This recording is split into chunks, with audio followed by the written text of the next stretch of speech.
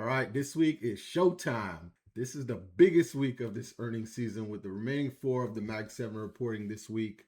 Remember, from our secret chart, these are the guys, when you add up the Mag 7 plus AVGO and one or two others, they make up 40% of how the S&P market moves, right? They are the largest companies. 40% of the market is going to move. So whichever way these guys lean after earnings is the way the market is going to go. So that's what we're going to be watching this week. It's going to be a huge week. We've got a lot to talk about today. I'm going to try to keep it as short as possible. Try to get you in and out of here under 15 minutes. So stick with me. This week is going to be market moving, which is welcome given, what we've been dealing with since May. We've just been drifting sideways and just dealing with this market as it chops us up.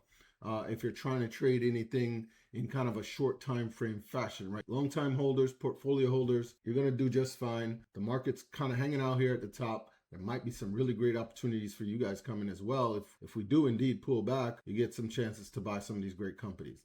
I'm the Wall Street Yardie, and this is the weekly market report where we get you ready for the trading week, understand the sentiment of what's going on in the market, and get an idea of where the market is headed before you take a trade. If you like what you hear, please link me up in the comments and give me a quick like and subscribe. All right, let's jump right in. In conjunction with the Mag 7 earnings this week, we'll also have an FOMC meeting where the Fed is likely going to announce that we'll be holding rates.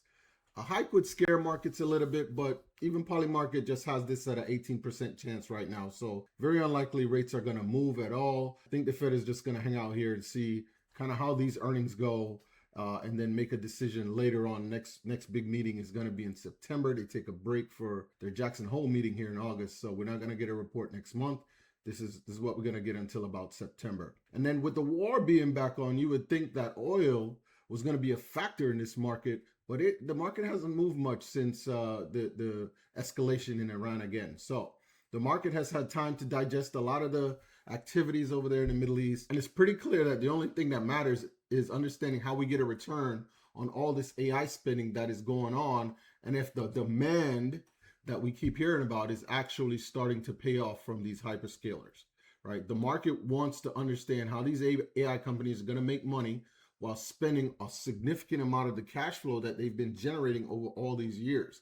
Market doesn't like to see you spending a bunch of money. So we need to see how that money is going to come back to us. It's time for these companies to show signs that there's an end to the spending somewhere on the horizon. Maybe it's next year, year after that. We're going to hear from them in their earnings report, and we're going to kind of parse that out and see how the market reacts to it. So if we don't see, any end in sight to the spending, then we might see some big drops and some big names. So that's from a macro perspective what we're really paying attention to this week as the earnings kind of flow in throughout the week. So let's jump into the plan for this week and which earnings we want to look for and when those are going to happen. Looking at the week, we start off slow with no real market moves on Monday. It's rare that we get a week that we have such a big impact on the market with the FOMC and all these earnings from all these big companies all in the same week. On Monday, it's kind of a sit on your hands kind of day. You manage the portfolio, maybe you trim some stuff. I wouldn't necessarily be looking to add anything on Monday. We have so much news coming the rest of the week.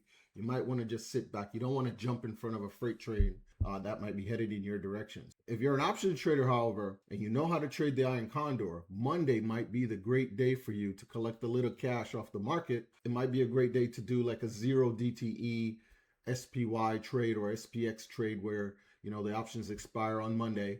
And then you set that Iron Condor up. Maybe you look at a 20 delta, 16 delta for your shorts, and then you go for that trade, collect a little money for the day, and see how that plays out. There probably won't be much movement on Monday given all of the news that we're expecting the rest of the week. Market likes to sit on the sidelines, wait for the news and react, and we need to do the same as traders as well. Then Tuesday, we start with some big names. Maybe not so much market moving, but we have big names like Coke, Boeing, Royal Caribbean Cruise Lines, Avis, and then Visa. So these guys are going to give us a better feel of the consumer and some of the travel that might be happening. Are people going out and spending and living their lives, so that we could get an idea of how the underlying economy is hanging in there and then how people are actually spending their money. So we want to pay attention to that on Tuesday. It's going to set kind of the tone of, how things are going to go once we hear about the big AI news that's coming later on in the week. One of the things that I'm going to be really curious to watch is how JetBlue reports given that Spirit Airlines fell during this quarter as well. So they've lost a huge competitor. So we want to see if they can get a bump in revenue, guide higher as they start to take over some of the routes that Spirit has, or even get some extra revenue from more travel and more demand, given that they've just lost a huge competitor and can now start taking bigger market share in this discount airline space. So I'm going to pay attention to JetBlue, a little bit more on the speculative side, but it might be an interesting one for us to pay attention to, given that there's no longer Spirit Airlines in the market to compete with them. So they have an opportunity now to go out and take market share. Then Wednesday morning, the big show really kicks off with a couple of AI energy plays.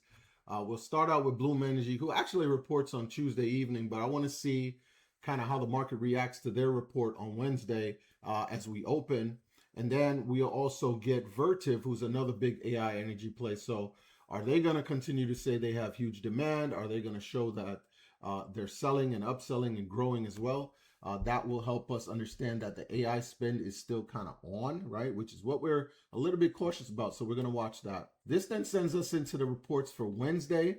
After close, we're going to get Microsoft, we're going to get Meta, and we're also going to get Robinhood, right? It's going to kind of be interesting. Are the traders still active? Are people still interested in this market? I want to know all about that on Thursday morning as we close out the rest of the Mag 7 with Apple and Amazon after close, which then leaves us into what I would consider probably going to be a pretty volatile Friday, being that one, it's end of the month. Okay, so we're going to be seeing a lot of activity from maybe the institutional traders who might need to close out some trades for the month to make sure their month is in order. We're going to have all of these earnings that the market is going to have to digest. And then we're going to get ready for August, right? So these are the things that we're going to be paying attention to this week. Like I said, it's going to be huge. The FOMC announcement is going to be Wednesday, 2:30, market calendars. You want to be paying attention to that to see how the market reacts to that. We're going to then have to kind of layer that in on Thursday as we get into the trading day. So Thursday and Friday might be quite market moving, given all of the news we're going to have. We're going to have FOMC, we're going to have Microsoft, we're going to have Meta, we're going to have Robinhood, we're going to have Qualcomm, Lam Research. There's going to be a lot of news coming out that evening, a lot of it obviously around AI. We're going to pay attention to how that all plays out. So let's jump on over to the chart. Let's see where the trend is headed. We had a little bit of movement last week, so we want to pay attention to the price action there as well. But we're not going to give it too much weight, given that we have all this news we just talked about on our way as well. So, all right, here we go. First things first, what I'm looking at here is the SPY one-day candlestick chart, S&P 500 ETF Trust. The first thing that my eye has gone to for the week, last week we talked about how we're approaching the apex of this triangle that we drew on here maybe a few weeks back now, as we were headed sideways here. As I saw, we were gathering lower highs on the chart here, and then we were also still getting higher lows, which, you know, those two things don't necessarily go together in a normal scenario. When you're looking at a trend, you get higher highs and higher lows, or vice versa, you get lower highs and lower lows on a downtrend, right? So in this case, we have a mixed scenario. That's how we were able to draw this triangle. Last week, we talked about we're approaching the apex. So we were expecting some kind of breakout to either the upside or the downside here.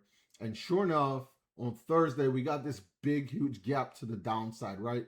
This is why I love the charts. The charts, regardless of what is happening with the news, when you look at the charts, they're going to tell you the story. Sometimes they tell you the story long before it happens. And the story we've been getting over the last couple months is really the market doesn't know which way to go. We need to see that earnings are still picking up. We need to see that the market is still strong. And there's a lot of uncertainty out there right now. We talked about it. Oil, the war, AI spending. There's a bunch of stuff happening. And I tell you, the charts with all that uncertainty has told us that, hey, we don't know which way we're going to go. They kind of paused the quarter, right? The last announcements we got from earnings was back in, late April, late April, early May. And sure enough, after that big run, we just kind of sat and went sideways. So we finally broke to the downside. We actually broke and closed 2 days, Thursday and Friday. We closed below my 740 level, which was the downside target that I shared last week. And now that we're below that and I'm paying attention down here, that all happened on higher volume. not only was the volume just a little bit higher, it actually broke above the average volume, which is my 21-day average volume line here, this little orange line at the bottom, told us that this gap was a big deal. But like I always talk about on the channel as well, gaps also provide support and resistance. So this is also now another area we need to pay attention to. And the second thing I also talk about is that gaps fill. And we attempted to fill that gap on Friday, but we just couldn't get enough momentum to do it. If you notice, Friday didn't break the volume average, but it was one of the larger candles we've had in a long time. I'm sorry, larger bars of volume that we've had in a long time. So we're gonna, keep that in mind. Both of these candles, the first one here on Thursday is very much an indecision candle. It's a pretty small body, long wicks around it. You could kind of call it a spinning top or a spinning bottom, but it's really not at the high or low of anything. So that's why you can't necessarily give it that technical name. It is a doji, so it's indecision. The next day, however, we did also get another small bodied candle, but this candle tells a very different story. We have this very large wick. What happened as I was watching this on Friday is that the market pushed everything up. At one point, this was a very solid green candle.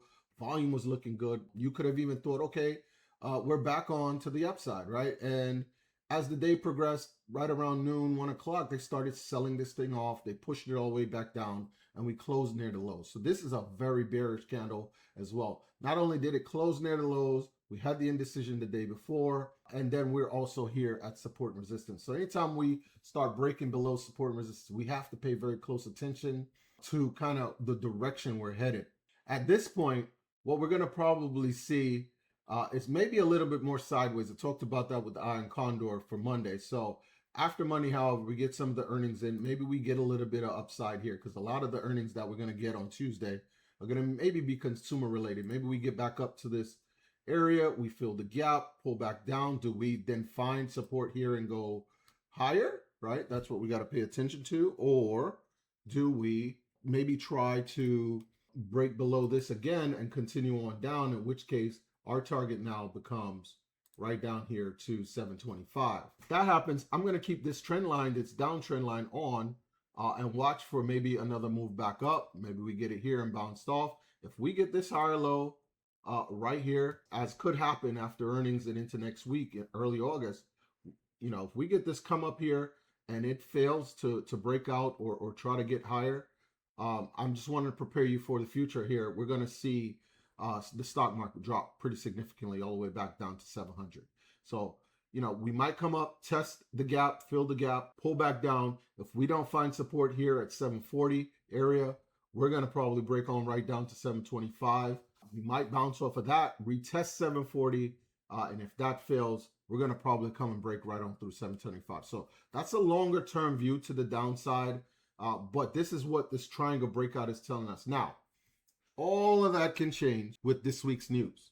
The FOMC comes and cuts rates, which highly unlikely. 99% of poly market says that's not happening. And or we get really, really good earnings. The spend is under control for the AI data centers. All these companies are telling us what we want to hear. Then guess what? We might break out to the upside. And our upside target has been 766 for a while, right? We've got the 755 level. We've been testing and testing and testing and been trying to get past it. We just can't. If we do ever break through 755 with volume, we always want to pay attention to the volume. That tells us how much momentum, how much activity is going on. That's how these market makers or the institutions actually vote with their dollars, is through the volume. They push it through with volume. So we want to see us break 755, close above 755 with higher than average volume. If we get that 766, we're probably headed to 775, 780 at that point, if that ever happens. So the more likely scenario I see is the one I've given you the path for here, and we might be headed, lower to the downtrend. It's time for us to get a good, healthy correction in this market, and now would be a really good time for that to happen as we head into the election. The election happens, we get to see kind of how the administration of the government is going to form, and then going into that third quarter report, we'll have a lot more information to decide if we want to then bounce and come back up off of this 700 level. So that's a quick look way ahead. But for this week, I'm paying attention to the earnings, seeing if we can, keep this trend line support here, hold it and keep staying higher, or if we're going to bounce off, reject that and come back down to 725. So that's what we're looking at there. So we're looking maybe 725 or possibly 766, 765 level to the upside if all goes well. Right now, the news is not looking all that great. So we're going to plan for the worst and pay attention. As an option trader, you have the choice to use calls to the upside or puts to the downside and a multitude of other strategies as you put those two things together. So we're going to pay attention to that. If we start pulling down to the downside, you might see some puts go on here and then start making a little money to the downside, reduce your cost basis on some of your positions maybe, and then take some of those quick profits and see kind of how things play out. So, all right, one quick thing, as you guys know, I love to layer on a little bit of education onto some of these. And there was one indicator I was watching earlier in the week that caught my eye, and it's called the anchored VWAP, anchored volume weighted average price. It's the average price paid for a stock weighted by the trading volume, which we just talked about, something I pay attention to quite a bit, starting from a specific point, where that specific point is going to be your anchor. Normally, you would either want to anchor from the start of the year, a major high or a major low. So in this case, all-time high, or this huge dip we had back here in early April, late March, which is actually where I want to put it, because this is where this last run has gone to.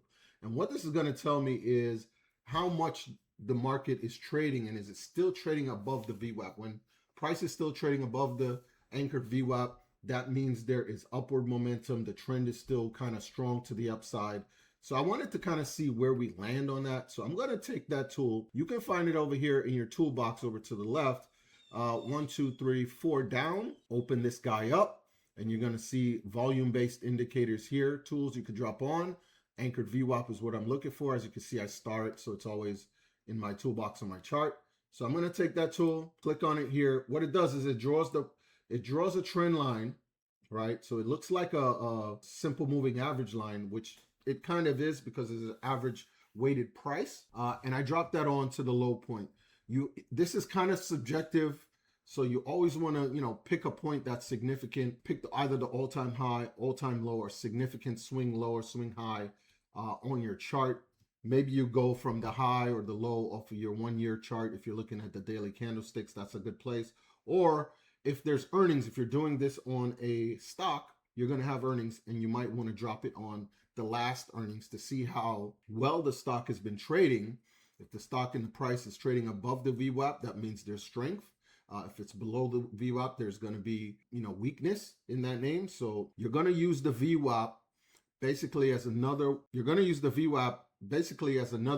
type of support and resistance on the chart, because that's how it plays, right? And you'll notice here, when we had this big dip in late June, price actually shot on down through our 725 and tagged the VWAP to the penny, and then bounced right off and continued on up. So this thing provided great support for us in the biggest dip that we had after this huge move. So came down, touched it, went back up pretty significantly after that. And now we're kind of pulling back. The thing I want to point out, the VWAP is now flattening out. So our trend is definitely slowing down, but we're starting to see a point of convergence here where the VWAP right now sits at 722. But we're coming into this 725 level as a major area of support, as we just spoke about with this path of maybe we pull up, fill the gap, and pull back to the 725.